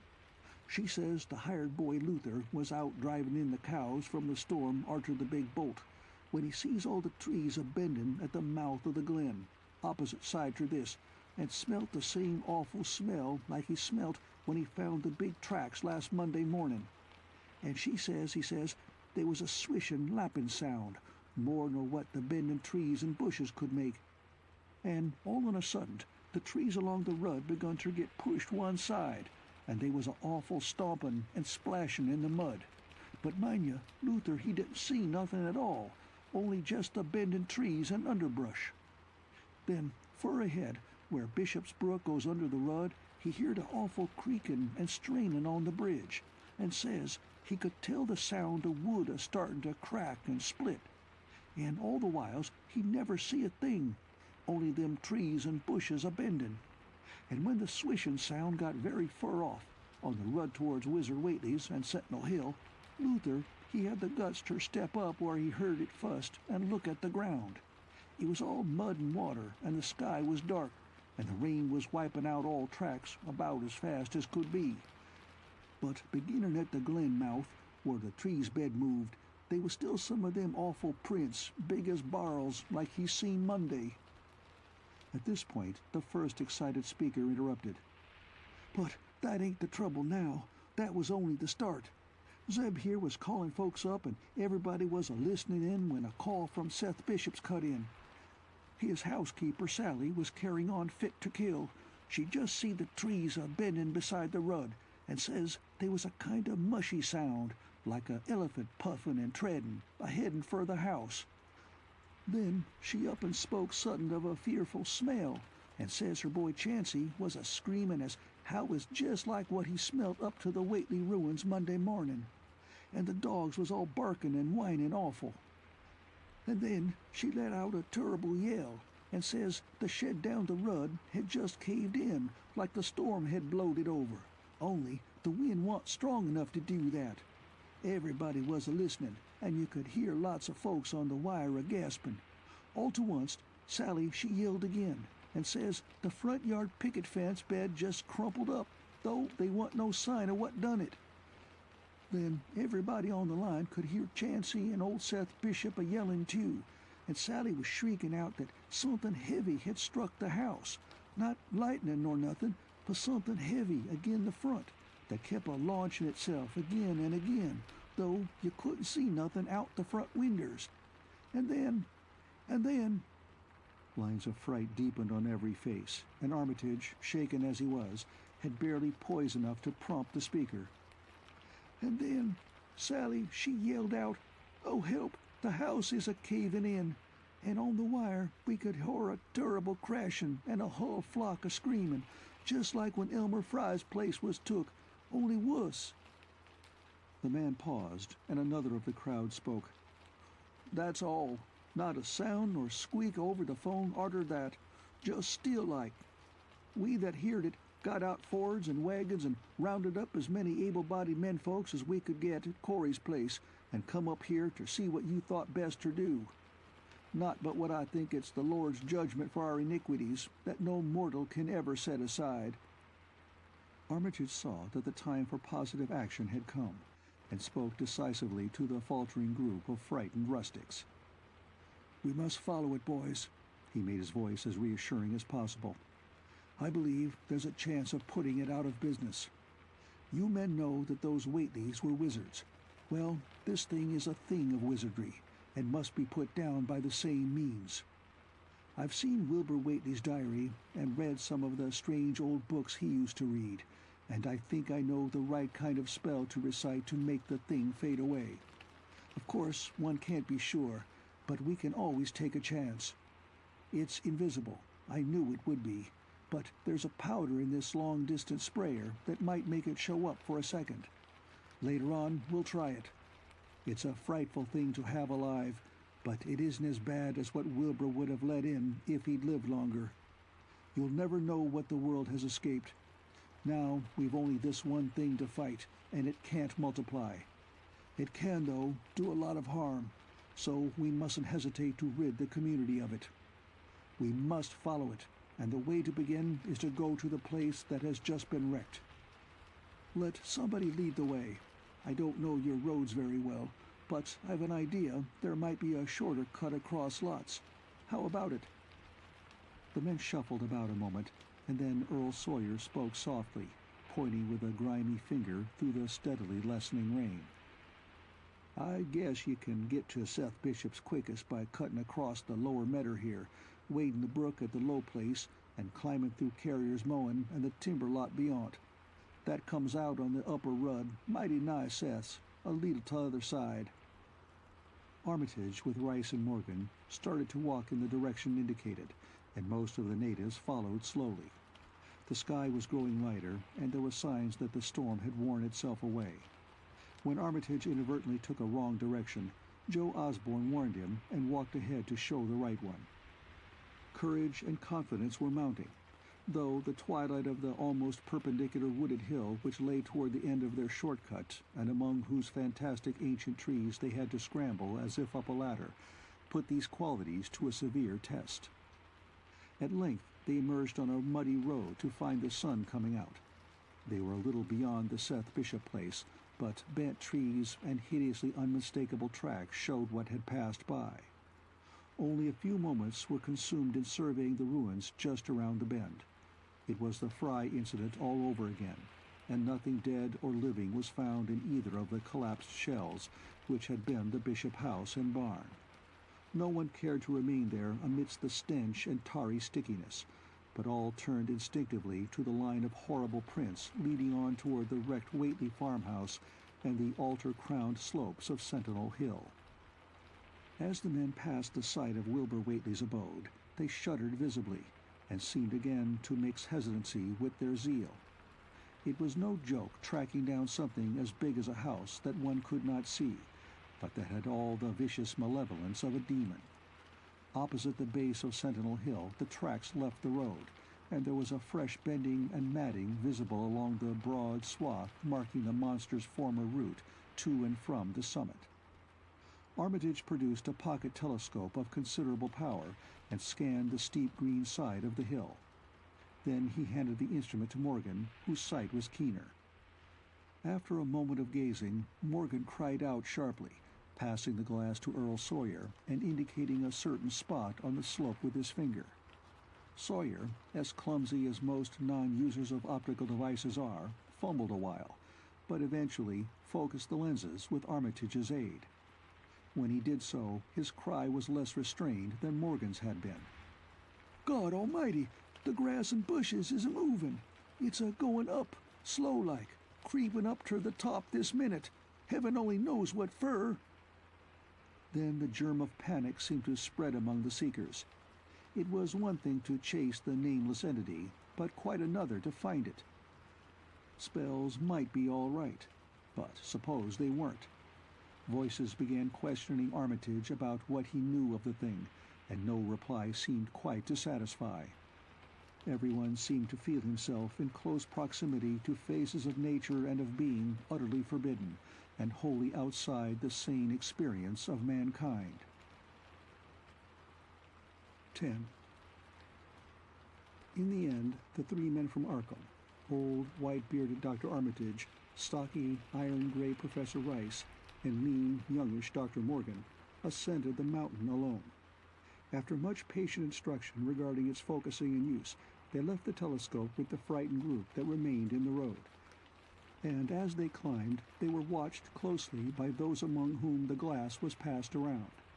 It was hard going, and Armitage had to be helped more than once. High above the toiling group, the great swath trembled as its hellish maker repassed with snail-like deliberateness. Then it was obvious that the pursuers were gaining. Curtis Waitley, of the undecayed branch, was holding the telescope when the Arkham party detoured radically from the swath.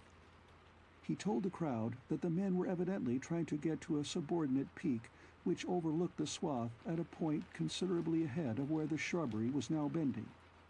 This indeed proved to be true, and the party were seen to gain the minor elevation only a short time after the invisible blasphemy had passed it. Then Wesley Corey, who had taken the glass, cried out that Armitage was adjusting the sprayer which Rice held, and that something must be about to happen. The crowd stirred uneasily, recalling that this sprayer was expected to give the unseen horror a moment of visibility. 2 or 3 men shut their eyes, but Curtis Waitley snatched back the telescope and strained his vision to the utmost. He saw that Rice, from the party's point of vantage above and behind the entity, had an excellent chance of spreading the potent powder with marvelous effect. Those without the telescope saw only an instant's flash of gray cloud, a cloud about the size of a moderately large building near the top of the mountain. Curtis, who had held the instrument, dropped it with a piercing shriek into the ankle-deep mud of the road. He reeled and would have crumpled to the ground had not 2 or 3 others seized and steadied him. All he could do was moan half inaudibly, "Oh, great God, that..." There was a pandemonium of questioning, and only Henry Wheeler thought to rescue the fallen telescope and wipe it clean of mud. Curtis was past all coherence, and even isolated replies were almost too much for him. "Bigger'n a barn, all made of squirmin' ropes. Whole thing sort of shaped like a hen's egg, bigger'n anything, with dozens of legs like hogs' heads that half shut up when they step. Nothing solid about it, all like jelly, and made of separate wriggling ropes pushed close together. Great bulging eyes all over it, 10 or 20 mouths or trunks a-sticking out all along the sides, big as stovepipes, and all a-tossing and opening and shutting, all gray, with kinder blue or purple rings, and God in heaven, that half face on top." This final memory, whatever it was, proved too much for poor Curtis, and he collapsed completely before he could say more. Fred Farr and Will Hutchins carried him to the roadside and laid him on the damp grass. Henry Wheeler, trembling, turned the rescue telescope on the mountain to see what he might. Through the lenses were discernible three tiny figures, apparently running toward the summit as fast as the steep incline allowed. Only these, nothing more. Then everyone noticed a strangely unseasonable noise in the deep valley behind, and even in the underbrush of Sentinel Hill itself. It was the piping of unnumbered whippoorwills, and in their shrill chorus there seemed to lurk a note of tense and evil expectancy. Earl Sawyer now took the telescope and reported the three figures as standing on the topmost ridge, virtually level with the altar stone but at a considerable distance from it. One figure, he said, seemed to be raising its hands above its head at rhythmic intervals. And as Sawyer mentioned the circumstance, the crowd seemed to hear a faint, half-musical sound from the distance, as if a loud chant were accompanying the gestures. The weird silhouette on that remote peak must have been a spectacle of infinite grotesqueness and impressiveness, but no observer was in a mood for aesthetic appreciation. "I guess he's saying the spell," whispered Wheeler as he snatched back the telescope.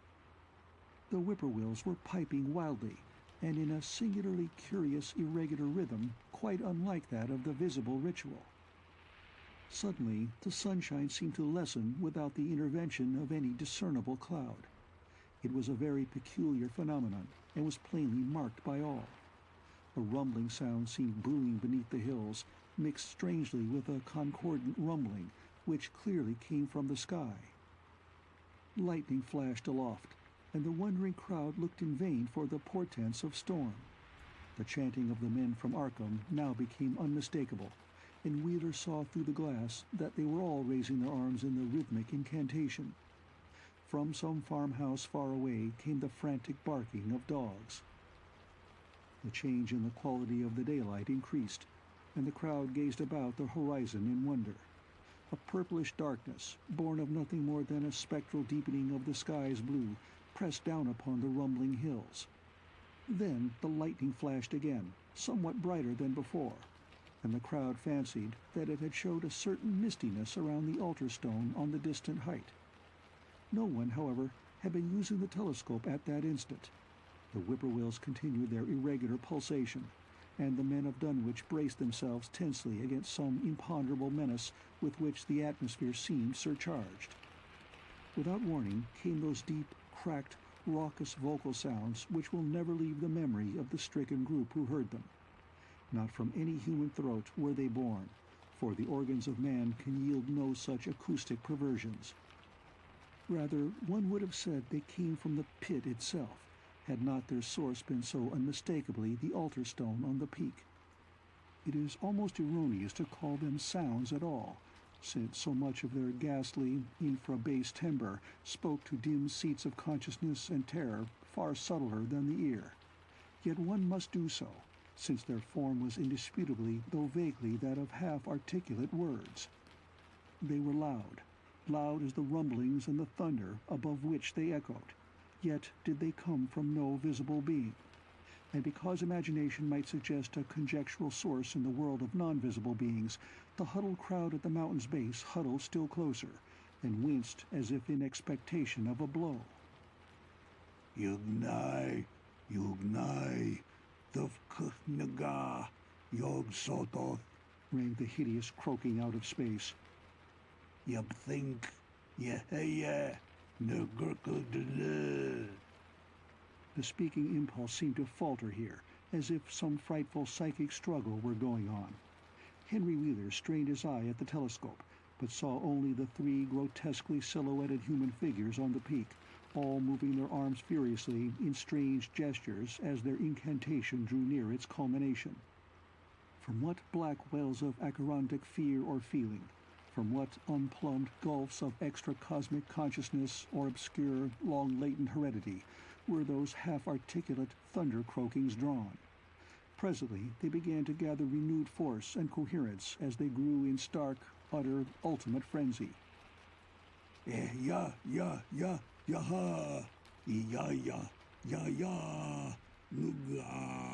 nuga, yo, help. Father, Yog Sothoth. But that was all. The pallid group in the road, still reeling at the indisputably English syllables that had poured quickly and thunderously down from the frantic vacancy beside that shocking altar stone, were never to hear such syllables again. Instead, they jumped violently at the terrific report which seemed to rend the hills, the deafening, cataclysmic peal whose source, be it inner earth or sky, no hearer was ever able to place. A single lightning bolt shot from the purple zenith to the altar stone, and a great tidal wave of viewless force and indescribable stench swept down from the hill to all the countryside. Trees, grass, and underbrush were whipped into a fury, and the frightened crowd at the mountain's base, weakened by the lethal fetter that seemed about to asphyxiate them, were almost hurled off their feet. Dogs howled from the distance. Green grass and foliage wilted to a curious, sickly yellow-gray, and over field and forest were scattered the bodies of dead whippoorwills. The stench left quickly, but the vegetation never came right again. To this day there is something queer and unholy about the growths on and around that fearsome hill. Curtis Waitley was only just regaining consciousness when the Arkham men came slowly down the mountain in the beams of a sunlight once more brilliant and untainted. They were grave and quiet, and seemed shaken by memories and reflections even more terrible than those which had reduced the group of natives to a state of cowed quivering. In reply to a jumble of questions, they only shook their heads and reaffirmed one vital fact. "The thing has gone forever," Armitage said. "It has been split up into what it was originally made of, and can never exist again. It was an impossibility in a normal world. Only the least fraction was really matter in any sense we know. It was like its father, and most of it has gone back to him in some vague realm or dimension outside our material universe.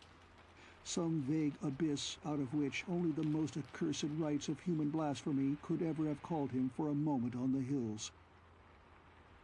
There was a brief silence, and in that pause the scattered senses of poor Curtis Waitley began to knit back into a sort of continuity, so that he put his hands to his head with a moan.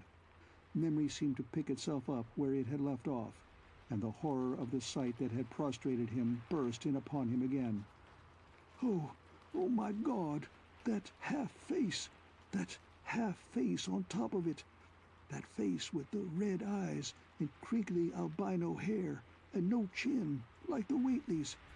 It was a octopus, centipede, spider kind of thing, but they was a half-shaped man's face on top of it, and it looked like Wizard Waitley's, only it was yards and yards across." He paused exhausted, as the whole group of natives stared in a bewilderment not quite crystallized into fresh terror. Only old Zebulon Waitley, who wanderingly remembered ancient things but who had been silent heretofore, spoke aloud. 15 year gone," he rambled. "I heard old Waitley say as how some day we'd hear a child of old Lavinie's a-calling its father's name on the top of Sentinel Hill." But Joe Osborne interrupted him to question the Arkham men anew. "What was it, anyhow? And however did young Wizard Waitley call it out of the air it come from?" Armitage chose his words carefully. It was mostly a kind of force that doesn't belong in our part of space. A kind of force that acts and grows and shapes itself by other laws than those of our sort of nature. We have no business calling in such things from outside, and only very wicked people and very wicked cults ever try to. There was some of it in Wilbur Waitley himself, enough to make a devil and a precocious monster of him, and to make his passing out a pretty terrible sight. I'm going to burn his accursed diary, and if you men are wise, you'll dynamite that altar stone up there and pull down all the rings of standing stones on the other hills. Things like that brought down the beings those Waitleys were so fond of, the beings they were going to let in tangibly to wipe out the human race and drag the earth off to some nameless place for some nameless purpose. But as to this thing we've just sent back, the Waitleys raised it for a terrible part in the doings that were to come. It grew fast and big from the same reason that Wilbur grew fast and big, but it beat him because it had a greater share of the outsideness in it. You needn't ask how Wilbur called it out of the air. He didn't call it out. It was his twin brother, but it looked more like the father than he did. The end of The Dunwich Horror by H.P. Lovecraft.